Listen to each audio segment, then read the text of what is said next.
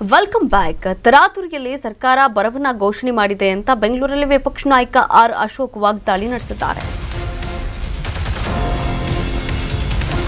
ತರಾತುರಿಯಲ್ಲಿ ಸರ್ಕಾರ ಬರ ಘೋಷಣೆ ಮಾಡಿದೆ. ಬೆಂಗಳೂರಿನ ವಿಪಕ್ಷ ನಾಯಕ ಆರ್ ಅಶೋಕ್ ವಾಗ್ದಾಳಿಯನ್ನು ಮಾಡಿದ್ದಾರೆ. 4 ತಿಂಗಳ ನಂತರ ಬರ ಅಂತ ಘೋಷಣೆ ಮಾಡಿದೆ. ಕೊಳ್ಳೆ ಹೊಡೆದ ಮೇಲೆ ದಿಡ್ಡಿ ಬಾಗಿಲು ಹಾಕಿದ್ರಂತೆ.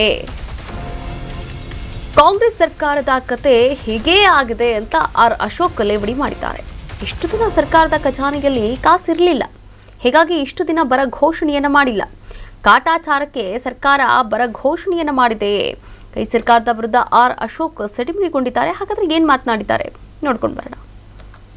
ಒಡದ್ಮೇಲೆ ದಿಡ್ಡಿ ಬಾಗಿಲು ಹಾಕಿದ್ರು ಅಂತ ಇವತ್ತು 99 ತಾಲೂಕುಗಳು ತೀವ್ರ, 12 ತಾಲೂಕುಗಳು ಕಡಿಮೆ ಬರ ಇದೆ ಅಂತ ಹೇಳಿ ಅನೌನ್ಸ್ ಮಾಡಿದ್ದಾರೆ.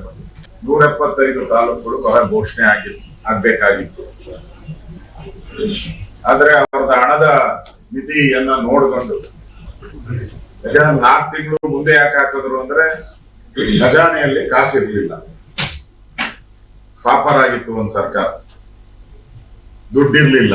ಯಾಕಂದ್ರೆ ನಿಮ್ಗೂ ಗೊತ್ತಿದೆ, ಗ್ಯಾರಂಟಿಗೂ ಹಣ ಕೊಡಕ್ಕೆ ಅವ್ರ ಹತ್ರ ಕಾಸಿಲ್ಲ, ಮತ್ತೆ 5 ತಿಂಗಳಿಂದ ಪೆನ್ಷನ್ ಕೊಡಕ್ಕೂ ಅವ್ರ ಹತ್ರ ದುಡ್ಡಿರ್ಲಿಲ್ಲ.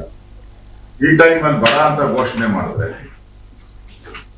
ಅದು ಕುಡಿಯೋ ನೀರಿಗೆ ಬೋರ್ವೆಲ್ ಹಾಕುವಂತಕ್ಕೆ ಟಾಸ್ಕ್ ಫೋರ್ಸ್ ಮಾಡಬೇಕು, ಅದಕ್ಕೆ ಹಣ ಬಿಡುಗಡೆ ಮಾಡಬೇಕು ಅಂತ ಹೇಳಿ ಅವರು ಡಿಲೇ ಮಾಡಿದ್ದಾರೆ ಅಂತ ಅನ್ಸುತ್ತೆ.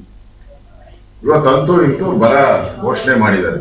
ಅಂದ್ರೆ ಕೊಳ್ಳೆ ಹೊಡೆದ್ಮೇಲೆ ದಿಡ್ಡಿ ಬಾಗಿಲು ಹಾಕಿದ್ರು ಅಂತ ಇವತ್ತು 99 ತಾಲೂಕುಗಳು ತೀವ್ರ, 12 ತಾಲೂಕುಗಳು ಕಡಿಮೆ. ನ್ಯೂಸ್ ಬೀಟ್ ಫಾಲೋ ಮಾಡಿ, ಸಬ್ಸ್ಕ್ರೈಬ್ ಮಾಡಿ.